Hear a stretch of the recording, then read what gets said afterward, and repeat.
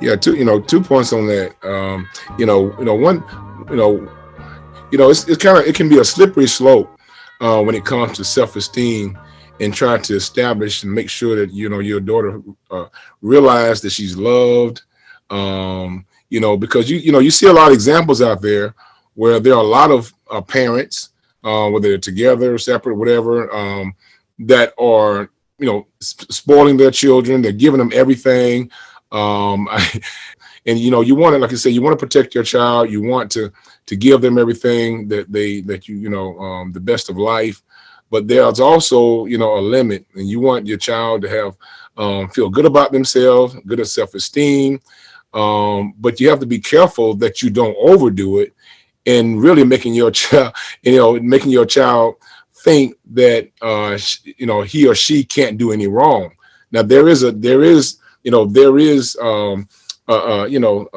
balance there that I think that you have to really really make. We try to establish in our children that looks don't matter. As far as children in school. I'm dealing with a situation now with my youngest daughter who just started school, and there's a little girl in class that's kind of picking on her. And one of the things that as far as a maturity standpoint and self-esteem standpoint, I'm very, very stringent and very, very particular when it comes to bullying, because I think that directly affects a child's sense of self-esteem, and how they look at themselves and how they view themselves.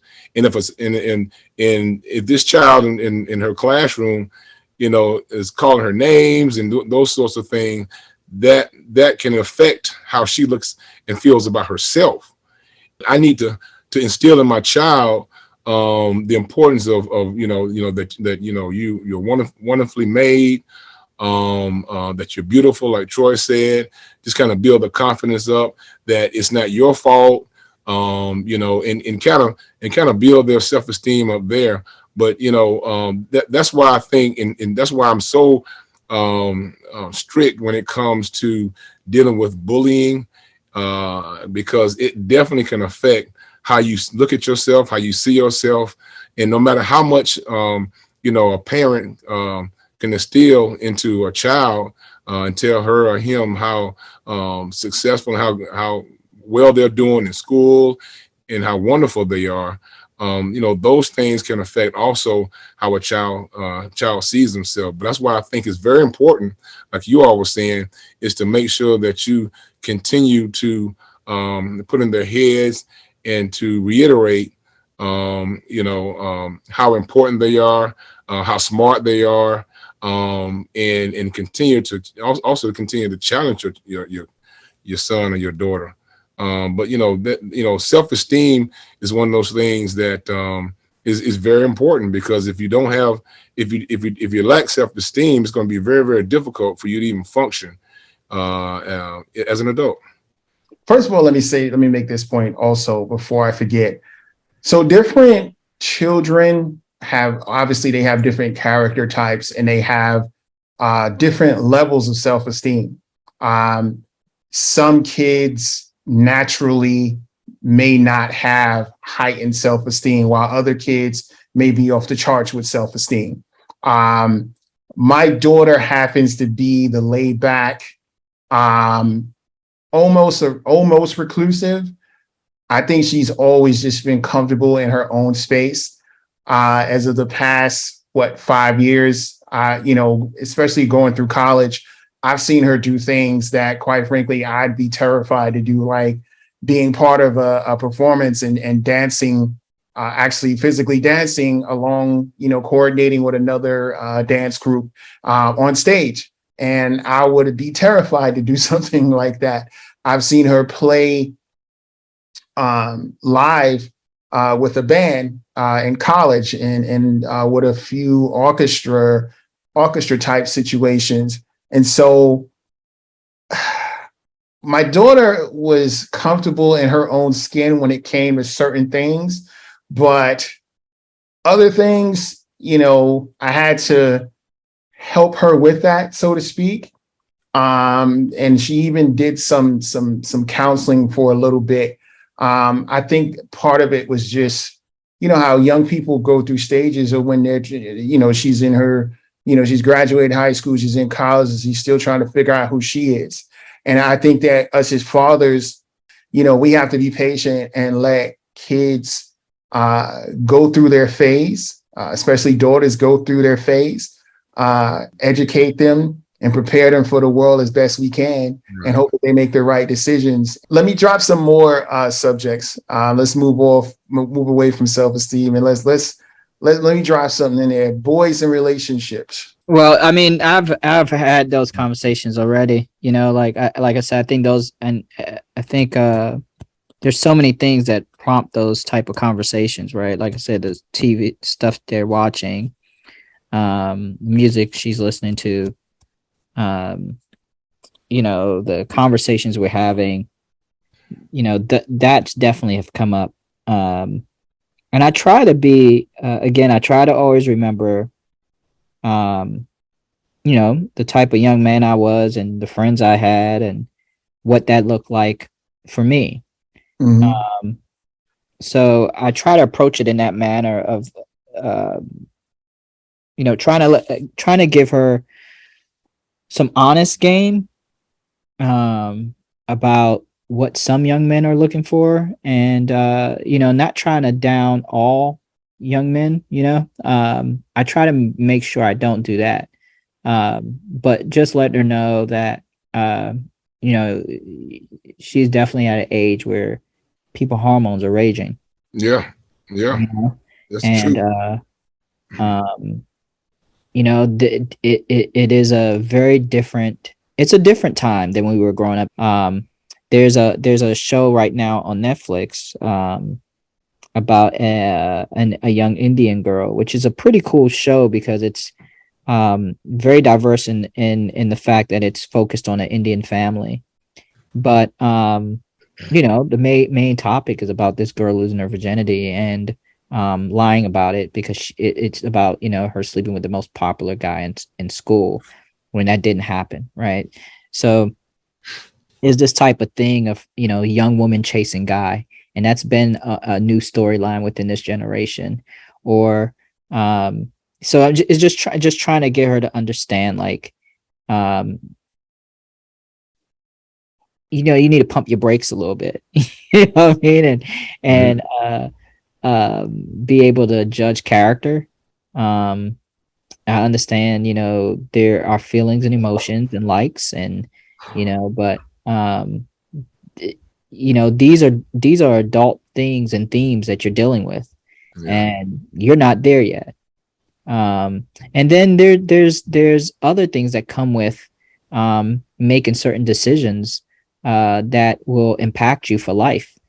And I try to be honest with her about that. Like, these decisions could definitely, you may not think about it at this moment, but later on in life, it could definitely affect how you build relationships with other people, people that may find you important.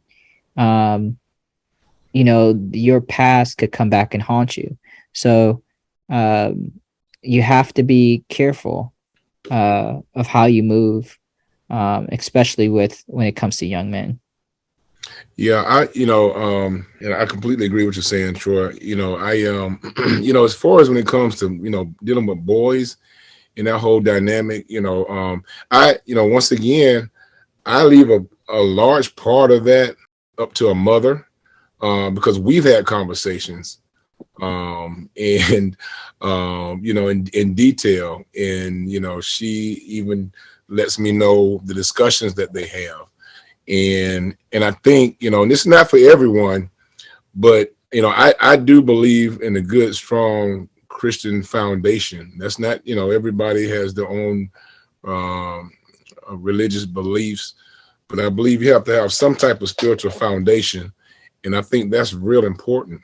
And so I'm confident because her mother has a strong foundation. and Christian Foundation. And so I have been able to not fully relinquish, but I relinquished a lot of that onto her. But at the same time, I've had several conversations with my daughter about boys. And my daughter appears to not be interested, but I just think that we're in denial. And I think if we think that they're not looking or curious, at least, about, if it's not sex, about boys just in general, the opposite sex. And I think we're fooling ourselves if we think that. But it leads me back to thinking of when we were all mentoring kids, girls and boys. At one time we were mentoring just boys, and then we took on girls. And we found, there were a lot of young girls who were, having sex at a very young age.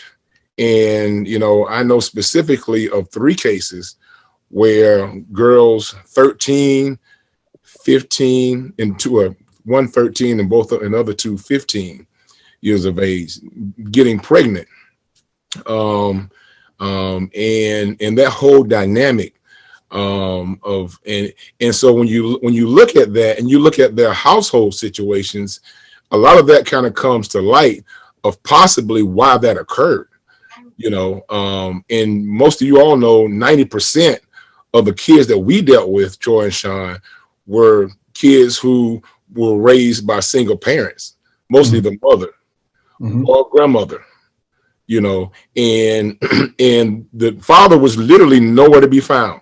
And that whole conversation, that's another show in itself, could be about, and I realized, myself, and when the realization that, and these women were getting welfare from the government, and they were paying for their rent, they were paying for their food, and that whole dynamic, and the father literally, and I've heard this so many years, but to actually see this for yourself, it was completely, it just kind of shocked me still that did exist, where the father was literally could not be in the situation in the household if that mother was to receive assistance.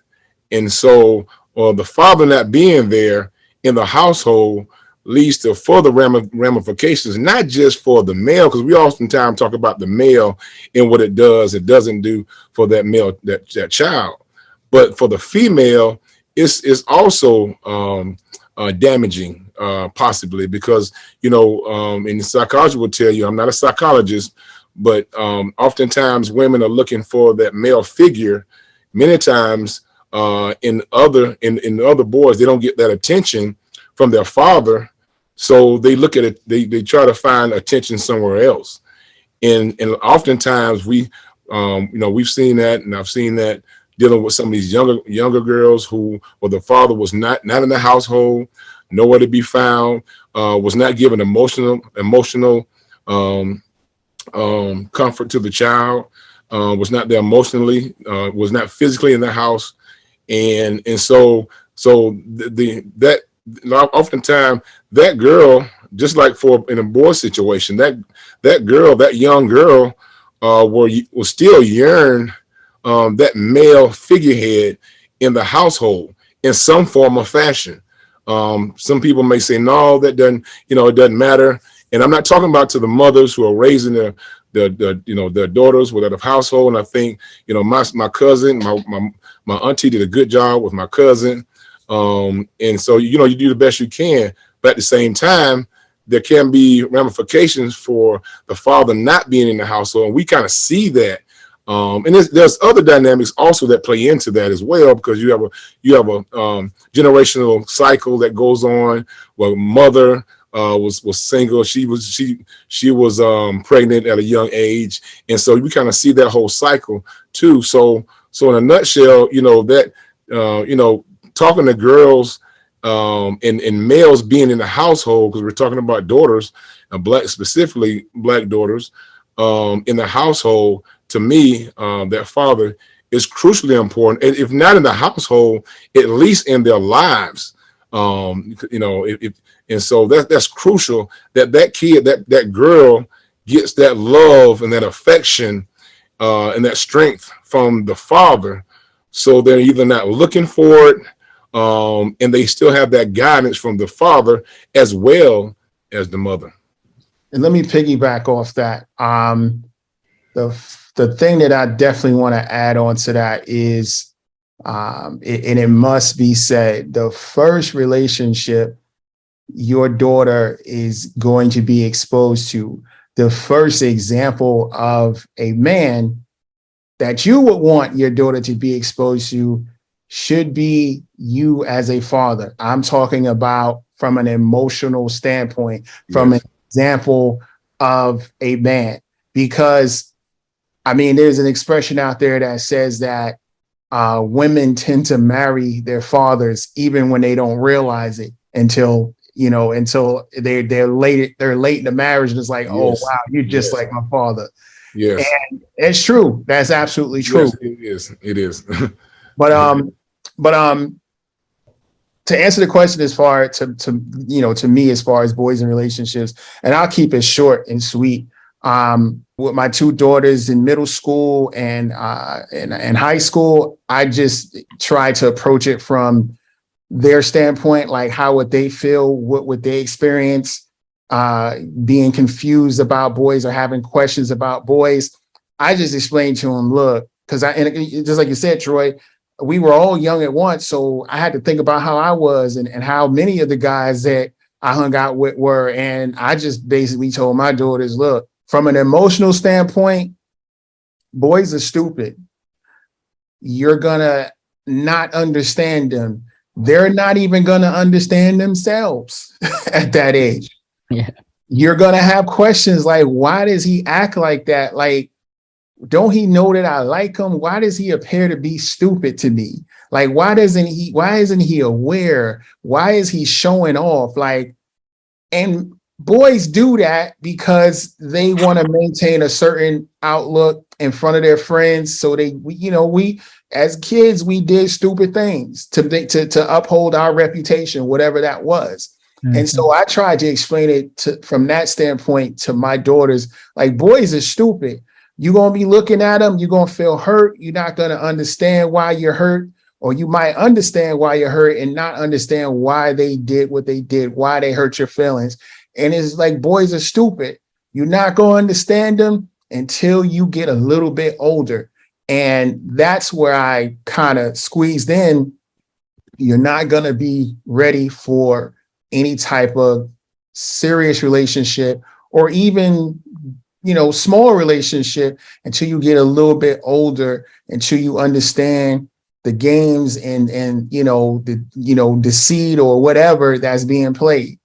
And I basically gave her the game. And I said, anytime you want to talk about this stuff, you want to talk about boys, I'm here for it. Just, we're not talking about sex and all of that, which brings me to the next conversation, which is, have any of you ever had to have had any tough conversations, and what were those conversations like? And then explain how you handled that tough conversation. I think I've had many tough conversations. I with my daughter. I try to like get ahead of things. So my goal is to try to approach things based on what I see.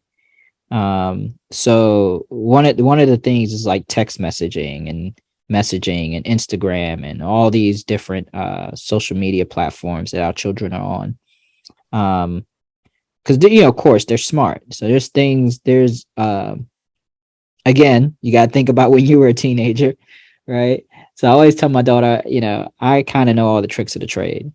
One of the cool things is that in this generation is that they have technology and everything is traceable and everything can be searched. So that's the one benefit. I was telling my wife the other day that we have a one-up that we have on our parents as parents, is that our children can't truly hide everything from, especially when they're using technology. it can always be found because we actually control the devices, right? So, um, there's always things we're able to see. So when there's certain conversations or like text threads I've been able to see, and it has not been like too bad, but like it's still, you basically understand where some of these things will go, especially in their group chats. Those type of conversations I've had to have with her because it's like, you understand where they're in a friend group or a group, and um, the situations of peer pressure, or being the one that's the only one that's left out or the only one that's not participating, but just trying to reaffirm her in like, you don't always have to follow or you don't always have to be a part of something to be considered cool. Um, you being an individual alone could be very cool, or you just standing up for yourself and telling people like, nah, I'm not into it, or that's not what I want to do. Um, those type of things is the type of conversations I've had to have with her. Um, just making sure she stay on the right path. Again, like uh, making sure she doesn't go the wrong way. That to me is the toughest thing, because again, I remember those days of trying to be an individual, but also trying to blend, and trying to be considered cool or someone that everybody wanted to hang out with, and not being like the odd kid in school, right? Like no one wants to be that kid. So, I try to tackle things early on, and just, go head first into those type of conversations. Again, she's 15. My daughter goes to, not saying Christian schools don't have the same issues, but she goes to a public school. It's all types of kids there. So, I try to tackle those things early, um, and get ahead of those type of conversations before I have, before it happens. I think our tough conversations, the ones we had, the first one I think was concerning how she felt about us, divorcing. But we actually divorced, me and her mother, when she was very, very young. When she was like 2.5, 3. So she doesn't have any recollection of, too much of us being in the same household. So all she really knows is the separation of the households, mom and pop. So the tough conversation I had with her was just, how do you think that affected you? What am I not doing? What am I not doing that you think I should be doing? And those type of conversations. And I wanted her to be genuine. I wanted her to be real. And that's one of the reasons why we got a counselor was for, not only for, it was for her dealing with school and that whole dynamic, her being at home for 2 years, virtually. So we wanted to get her a counselor for that, but also for, the relationship breakup and how that possibly affected her, or does it affect her? So that was a kind of a tough conversation. And then another conversation dealt with with boys once again, and because when she went to the just this young man asked her to go to the prom. My daughter was in 10th grade. He was 12th grade. And first of all, I was like, wait a minute now, you need to be thinking about prom in another 2 years, maybe. And I was just kind of, at first when we talked about it, I was like, wait a minute, we're not doing that. But, we sat down and did a Zoom call with his mother and father and my ex-wife. We all did a Zoom call, and my wife, my current wife. We all sat down and just kind of, got to know each other, and I got comfortable with it. And it was, but it was still kind of tough for me to kind of say, oh, wow, my daughter's actually going out with a dude, with a male, somebody of the opposite sex. And so that was kind of challenging for me. But I think the toughest one was the conversation that we had to have as far as how the breakup affected her. Understood. My tough conversation was, I kind of wished it would have been more of a conversation as opposed to me lecturing her. But the toughest conversation I think we had, I think it was one night when she was doing her homework. She probably was about, I don't know, 12, 13. And I said, "What you listening to in your headphones?" You know, she's listening to music while she's doing her homework. And she said she's listening to Lil Wayne. I was like, "What song are you listening to by Lil Wayne?" Because I didn't know she was even listening to Lil Wayne at that time. And so I heard what the song was. I forgot what it is to date. I really don't remember. But I do remember the song contained explicit lyrics, explicit sexual lyrics. And I was like, I got really nervous really quick. And I probably overreacted. But I went to this long lecture about sex and sexually transmitted diseases. You know, my style of parenting, especially pertaining to that, was to show you the good and the bad. And so I said, yes, you know, people are having sex. The entertainment kind of suggests that people have sex in an indirect way or in a direct way, depending on what song you're listening to. And so I said, I need for you to understand what he's talking about. All right, he's talking about pimp this and what he did to a woman. And I said, if it probably felt good to her, it probably felt good to him. Sex does feel good, but I also want you to understand some of the negative repercussions that could come from that, such as teen pregnancy, right, such as heartbreak, such as STDs. And then I proceeded to, I asked her to research STDs, and I asked her to literally do a report on STDs, and I made her find all the graphic pictures of sexual parts, wow, with STDs. Mm-hmm. And then we had a discussion about it. And we talked about it, and I said, this is why I'm being hard on you, because if you choose to be with the wrong person based off bad judgment, or you choose to be careless or carefree, you can end up making these kind of decisions that could get you to this pregnancy, or that could get you to this disease. Now, some of these diseases you can't get rid of, and you will be affected for the rest of your life because there's no cure for them. And I said, this is the information. This is the data. I've explained it to you. I've told you everything that I could possibly tell you. Now it's up to you to be able to make the right decisions when these situations come up.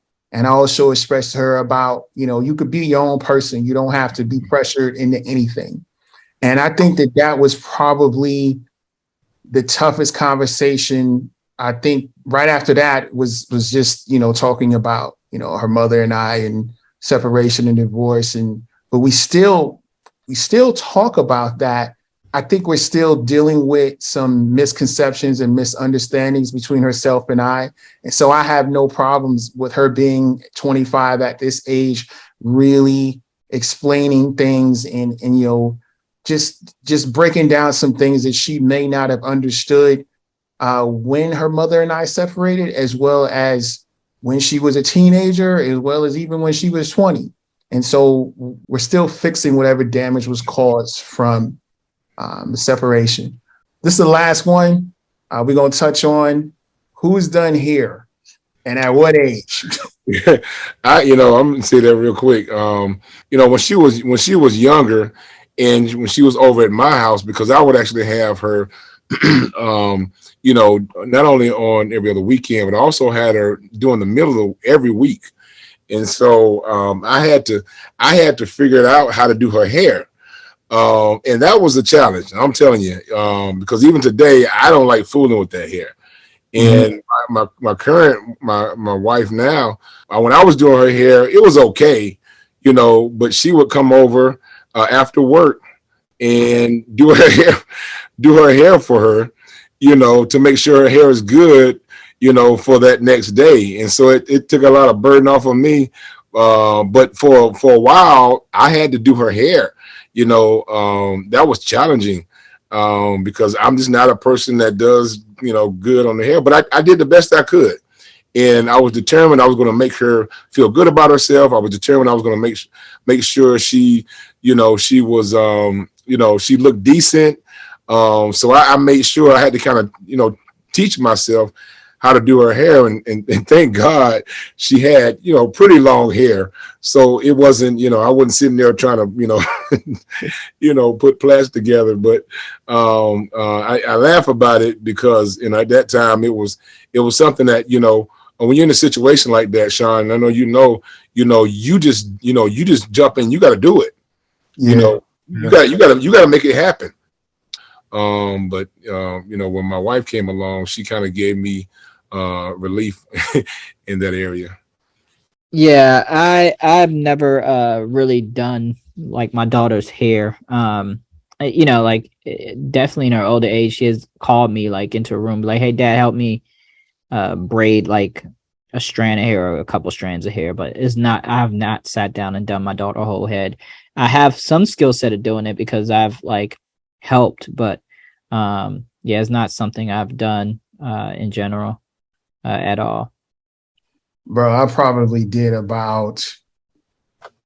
count on one hand how many ponytails I had to do when she was maybe toddler age up until 5. I mean, that I'm with you. That's actually, and I was in emergency situations, but that's not something that I really got into or attempted to do. But I did research and I read on the internet why fathers should actually do their children's hair if they have the skill set to do so. Sometimes stylizing hair could take hours for completion, but it's also an opportunity to bond and build on that father-daughter relationship. It creates comfortability where it may or may not have been there before. And from that, you can ask questions, whether it's about school, friends, talk about anything. It's really about creating a bond with the daughter, the child. And so that when you're doing the child's hair, that's a lot of one-on-one time. And by doing a child's hair, it further boosts their children's confidence in conversation, open conversation, I should say. And so it's an opportunity, fellas. I mean, it's whether you choose to do it or not, it's totally up to you. But I'm just saying that there are some benefits that come with that. Oh yeah, definitely. I agree. And I think if not hair, I think there's so many other things like, for instance, I do daddy daughter date nights with my daughter. So, I actively take her out on dates. So, like 2 weeks ago, we went to see, again, listening to the music that she listens to, trying to get more involved in the things she watches and listens to. We went to see Giveon, he's an R&B artist, and I took her to his concert and went to the concert with her, and that was like our daddy-daughter date night, so I took her to her first concert and, did the whole VIP thing and everything, right? So we actively go out to like basketball games or just dinner. So it's not always over the top things. Sometimes it's just game night, or sometimes it's just us watching a TV show or a movie. I guess I'm gonna say this a little bit before we go. Troy, that's what Troy is doing is something that I probably could do more of.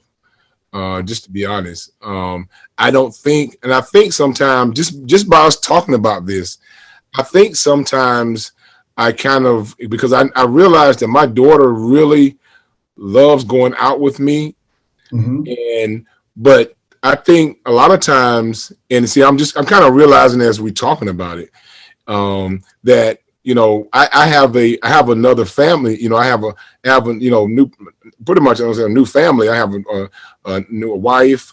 I've been with almost 8 years now, and I have 2 other little kids.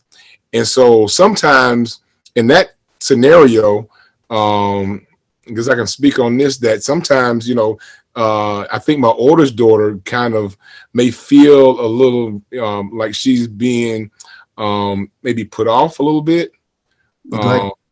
maybe neglected a little bit. And I think I could probably do better with that.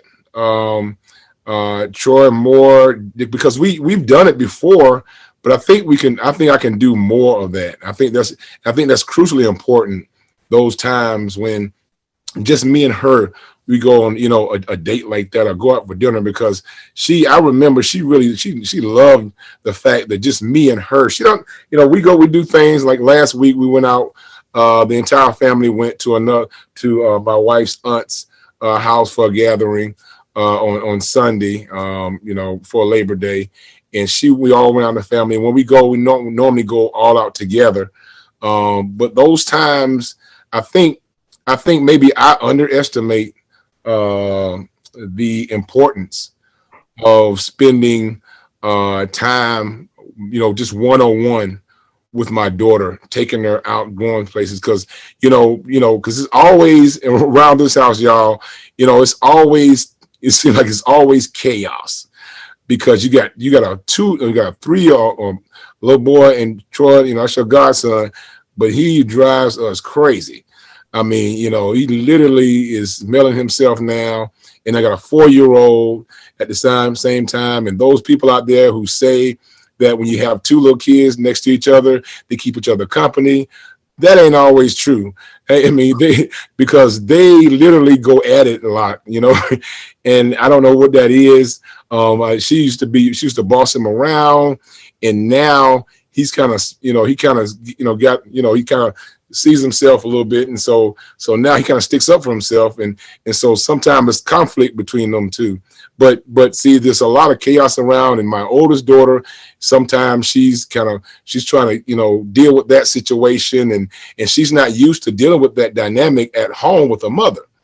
So now I said all that to say this, that like what Troy is doing, I think it's really important for me to do that with my daughter more often, to have those one-on-one times, because I sometimes I may get distracted because there's so much going on with these other 2 little girls, that sometimes I think okay, my oldest daughter, she's okay, but that may not be, that may not be fully the case. That I think she wants to probably spend more time with daddy, and I'm going to do better about that. Yeah, that's definitely important. Troy, did you want to chime in real quick?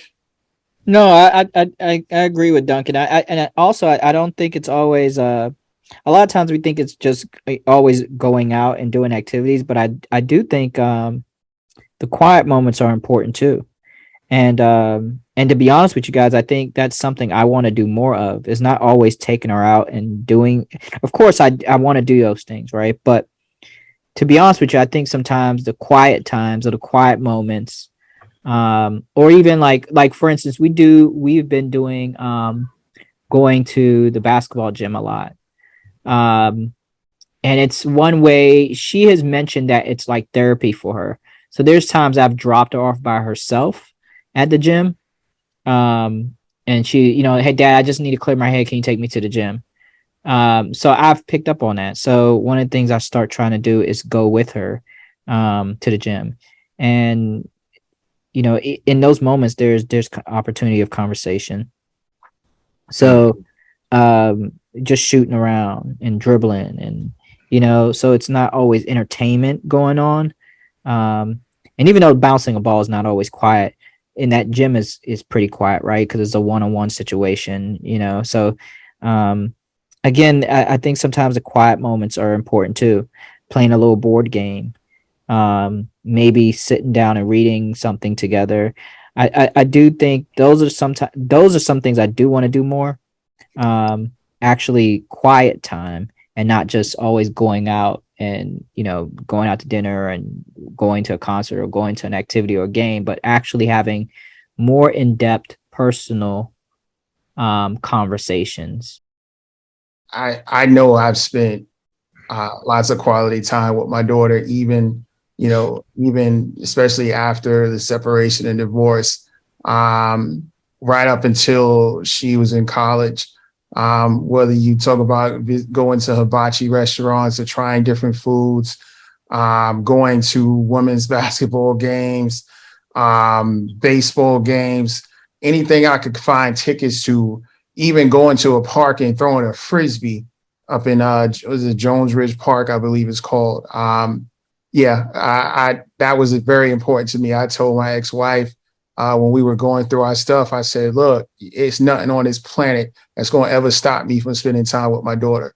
So she understood, and spending time getting my daughter was never a problem with my ex-wife. That was never ever a problem. I guess one of the biggest thing I want to emphasize, and everybody has their point of emphasis, is that as men, as Black men, we've got to be there for our daughters. Bottom line, especially emotionally. I see a lot of women going astray.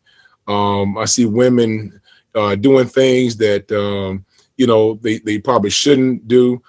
Professions they go into, they probably shouldn't go into. Behaving in certain ways on social media, Instagram, Facebook, that they shouldn't be behaving.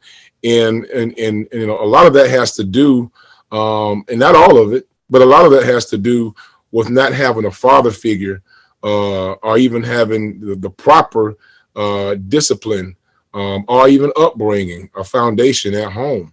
And there are other dynamics that can play into that as well. But brothers, if you got a child out there, and a girl, a little girl, or a daughter that you're not taking care of, that you haven't seen in a while, that you have not been there emotionally for her, it's never too late. It's never too late to do that. And a responsible man takes care of his children. A responsible man takes care of his daughter, and you owe that to her. Once again, the best thing you can really give your child is your time. Amen to that. Yeah. If there was one thing I would say to men in general, you going through all these crazy, you might be single or whatever, you going through all these crazy situations with women, and you're like, man, how did she get that way?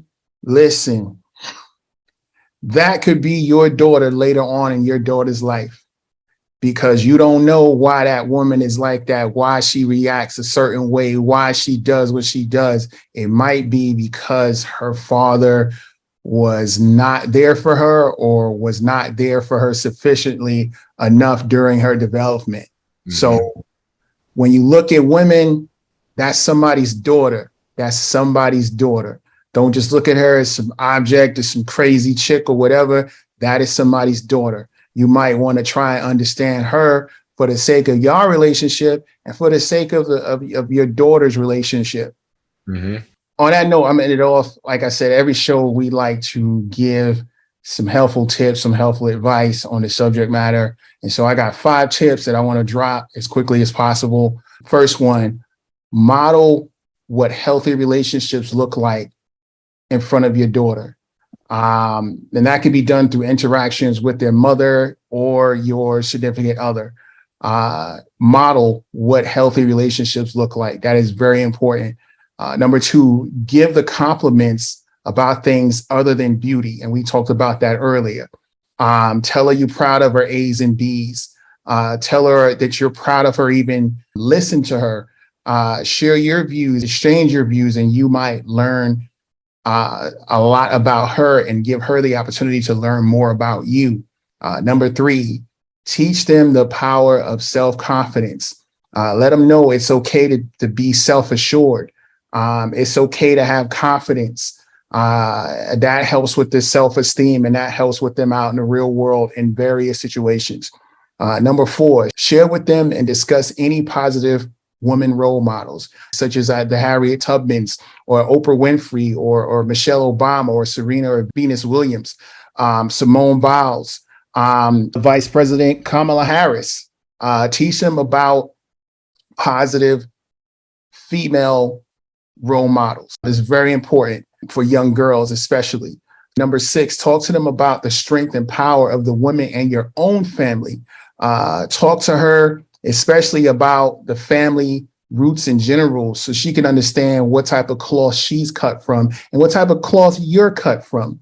And finally, share with them positive music or positive entertainment that affirms womanhood, particularly Black womanhood. And on that note, we're going to close out the show. Thanks, fellas, for your time. We did it again. Yeah, have a good one.